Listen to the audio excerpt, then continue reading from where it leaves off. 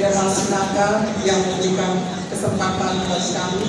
Terima kasih buat seluruh panitia dari kegiatan seminar sehari ini yang memberikan kesempatan bagi kami untuk hadir dan mempresentasikan satu bahan yang mungkin bisa membantu kita ke depannya yang berjudul Tantangan dan Peluang Istilah KKBP Indonesia.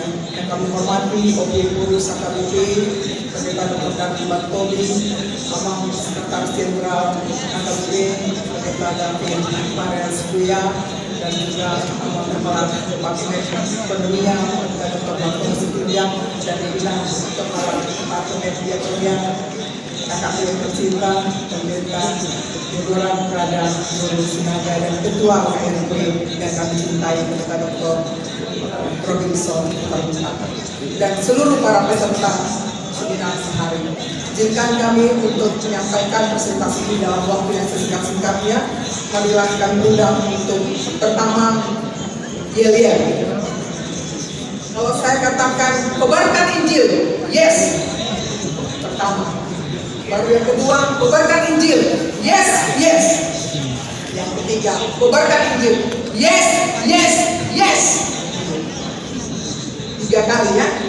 Kobarkan Injil. Yes. Kobarkan Injil. Yes, yes. Kobarkan Injil. Yes, yes, yes. Terima kasih. Mari kita lihat tulisan kami dari halaman 70 dan kami tidak membaca secara menyeluruh, kami akan melompat karena bahan sudah tersedia. Sebagai kata pengantar, setiap proses perjalanan hidup mempunyai sejarah yang punya nilai dari 2 sudut, yaitu peluang hidup dan tantangan hidup. Hal ini sama dengan perjalanan penginjilan di Indonesia yang selalu diperhadapkan dengan peluang dan tantangan, mulai dari penginjilan yang dilakukan para misionaris dari luar negeri hingga para pelayan atau pendeta pribumi sampai saat ini. Peluang dan tantangan ini selalu berdampingan ibarat 2 sisi mata uang yang tidak terpisahkan antara satu dengan yang lainnya. Tetapi yang perlu disadari adalah perjalanan pekabaran Injil Indonesia, khususnya bagi HKBP, selalu mengalami perubahan dari waktu ke waktu. Cepat atau lambat kita akan sadar bahwa penginjilan HKBP perlu dipahami dari konteks yang sedang berlangsung. Salah satu bukti sejarah adalah penginjilan ke Tanah Batak. Tidak terlepas dari bahasa Batak, budaya Batak, adat Batak, dan gaya hidup orang Batak yang dipahami oleh para misionaris. Pemahaman akan budaya, adat, dan bahasa menjadi salah satu peluang bagi misionaris masuk dalam hidup orang Batak pada waktu itu. Hal ini mendukung penginjilan yang akan dilakukan kepada orang Batak. Salah satu bukti dukungan dilihat dari pengetahuan akan bahasa akan lebih mudah dimengerti orang Batak. Dalam bahasa Batak yang setiap penginjilan dilakukan. Ada banyak lagi peluang yang diterima pada misionaris dalam melakukan penginjilan di Tanah Batak pada waktu itu. Di samping banyaknya peluang bagi misionaris, terdapat beberapa tantangan yang dihadapi oleh misionaris, bahkan mereka saja sampai saat ini tantangan itu masih dialami oleh gereja kita HKBP, baik dari luar maupun dari dalam diri HKBP sendiri. Peluang dan tantangan itu membuktikan pergerakan HKBP dari waktu ke waktu, mulai dari pra penginjilan di Tanah Batak, penginjilan di Tanah Batak pada masa para misionaris, penginjilan di Tanah Batak pasca para misionaris, dan sampai saat ini yang dilakukan bagi pelayanan di bumi. Lalu saya lompat pada bagian yang kedua, yaitu halaman 84, peluang dan tantangan kekristenan. Ada 4 poin peluang tersebut, yaitu pemahaman penginjilan dilihat dari agenda HKBP. Kedua, pemahaman penginjilan dilihat dari aturan peraturan HKBP. Ketiga, pemahaman penginjilan dilihat dari rit dan rekstra HKBP. Keempat, pemahaman penginjilan dilihat dari libel dan BUMD HKBP. Dan keempat, analisis internal dan eksternal. Di sini sangat penting kami sampaikan ini Bapak, kita sudah melakukan semi lengkap strategi penginjilan HKBP dan melakukan analisis yang tajam baik dari internal dan eksternal. Saya akan bacakan dari halaman 88 yang saya anggap penting. 42. Penginjilan jemaat diaspora, buruh, dan karyawan di wilayah tidak terjangkau, tradisional, transisional, perkotaan, dalam dan luar negeri. Analisa internal kekuatannya adalah: satu, semangat bermigrasi anggota jemaat yang cukup tinggi; kedua, kecintaan yang cukup terhadap komunitas hidup sesama masyarakat Batak; ketiga, luasnya wilayah persebaran; keempat, beberapa daerah memiliki akses terhadap IT yang cukup memadai; kelima, ketersediaan dana cukup mendukung; keenam, konteks luar negeri sebagian besarnya adalah tenaga kerja buruh; ketujuh, konteks luar negeri tempat tinggal relatif berdekatan; kedelapan, konteks luar negeri kecintaan terhadap budaya relatif tinggi; kesembilan, konteks luar negeri kultur berstandar internasional.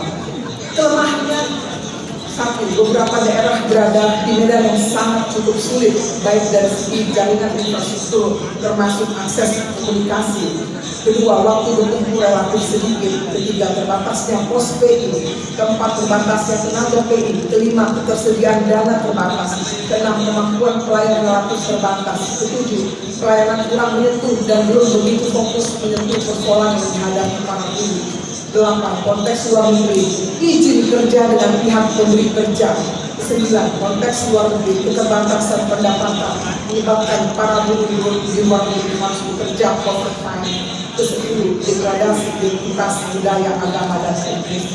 Analisa eksternal, ada ancaman: yang pertama, kemajemukan etnis dan keyakinan; kedua, aturan dan kebajikan yang diberikan oleh pemberi kerja; ketiga, resistensi sebagian penduduk lokal; peluang: satu, keterbukaan sebagian penduduk lokal; dua, tersedianya berbagai kesempatan untuk guyup sebagai sesama masyarakat Batak; ketiga, konteks luar negeri tersedianya infrastruktur komunikasi yang relatif modern. 4.3, penginjilan jemaat yang meninggalkan gereja dari anak sampai dewasa. Kami analisa secara internal kekuatannya: anggota umumnya sudah terorganisir di sektor; kedua, adanya kekuatan kategorial; ketiga, sebagian gereja fasilitas pelayan relatif tersedia; keempat, jumlah pelayan tersedia. Kelemahannya: satu, degradasi motivasi panggilan; kedua, standar kompetensi pelayan relatif lemah; ketiga, sebagian gereja fasilitas pelayanan kurang tersedia; keempat, sejumlah gereja belum memiliki jumlah pelayan yang memadai. Analisa eksternal ancaman: satu, dampak negatif perkembangan iptek; kedua, agresivitas misi agama lain; ketiga, gaya hidup konsumeris hedonis; keempat, persoalan ekonomi. Peluang: masih tersedia wadah bagi pelayanan; kedua, beberapa daerah suasana politik cukup mendukung; ketiga, sistem kekerabatan masih terjaga; keempat, dampak positif kemajuan iptek. 4, penginjilan jemaat dan masyarakat milenial serta kaum marginal. Analisa internal kekuatannya: struktur organisasi HKBP ke jemaat dari sinode sampai ke jemaat lokal; kedua, regulasi sudah diakui negara; ketiga, sumber daya manusia; keempat, akses kekuasaan di pemerintahan; kelima, anggota jemaat pada jumlah dan wilayah yang tersebar; keenam, aset inventaris gedung tanah bergerak dan tidak bergerak; ketujuh, jejaring networking nasional dan internasional; kedelapan, akses terhadap IT. Kelemahan: satu, kemapanan; kedua, pandangan yang kurang tajam dan paradigma yang kurang jelas tentang apa itu PI; ketiga, tidak punya goodwill; keempat, adanya keterhambatan karena struktur birokrasi yang panjang; kelima, tidak ada prinsip sending lebih utama dari gereja; 6, penguasaan terhadap politik dan regulasi negara kurang; ketujuh, kurang menghadirkan Injil di ruang publik; kedelapan, adanya ideologi anarkisme dan radikalisme; perjumpaan manusia adalah setara; kurangnya kultur refleksi; 9, tidak mampu, tidak jeli, tidak tanggap dengan dinamika masyarakat milenial; 10, sumber daya yang kurang. Analisa eksternal ancamannya dari pertama, agama lain, petisi agama-agama; 2, new religion movement and new churches movement, gerakan agama-agama baru dan gereja-gereja baru; ketiga, regulasi yang berorientasi kepada agama tertentu; keempat, radikalisme atau hoax. Peluang: 1, terbukanya cyberspace yang tidak dibatasi oleh batas-batas temporal, jarak dan waktu; kedua, kesempatan terbuka seluas-luasnya untuk pergi mengamini perkembangan dunia teknologi dengan berita Injil; Ketiga, kesempatan terbuka seluas-luasnya untuk membumikan nilai-nilai kekristenan. Keempat, pengguna jaringan internet terus meningkat. 4. Ketersediaan sumber daya dan dana penginjilan. Analisa internal kekuatan jumlah jemaat yang relatif besar dibandingkan gereja lain. Kedua, jumlah pelayan full time dan calon pelayan yang relatif masih banyak dan beragam. 3. Pelayanan sending HKBP sudah lebih dari 150 tahun. Keempat, banyak anggota jemaat yang memiliki kemampuan di berbagai bidang kemudian. Namun ada kelemahannya. Yang pertama, alokasi dana ke sending yang belum terbilang maksimal. Kedua, keterampilan kemampuan tenaga full time yang belum. Inkonsistensi gereja untuk memilih persembahan berjamaah kudus ke sending sebagaimana ditradisikan HKBP sudah sejak lama ini berkurang. Analisa eksternal, ancamannya, maraknya perkembangan ideologi fundamentalisme dan radikalisme. Kedua, sulit mendapatkan perizinan membangun gereja. Kedua, masih banyak daerah yang belum terjangkau. Terbuka peluang unit usaha sending. Meningkatnya perhatian alih-alih sending di tingkat kuliah resort distrik. Sebagai kesimpulan kami, peluang dan tantangan akan selalu mengikuti perjalanan pekabaran Injil HKBP, baik yang ada di desa, transisi, dan kota.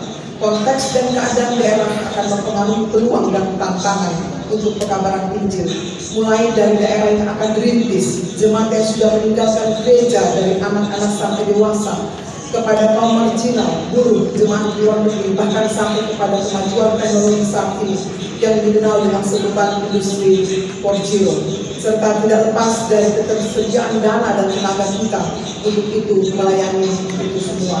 Peluang dan tantangan dari masa misionaris sampai saat ini tidak lepas dari ketersediaan dana dan tenaga yang profesional. Secara khusus di era industri 4.0 ini akan lebih banyak lagi tantangan sekaligus peluang penginjilan kita untuk mempertahankan yang sudah ada dan melayani yang masih belum aktif di gereja melalui kemajuan teknologi saat ini. Peluang dan tantangan ini harus dihadapi secara bersama dan merata agar penginjilan HKBP tetap bertahan dan bertumbuh ke depannya. Demikian kami sampaikan. Terima kasih. Terima kasih kepada Ibu Dr. Amira Pak Ridwan yang telah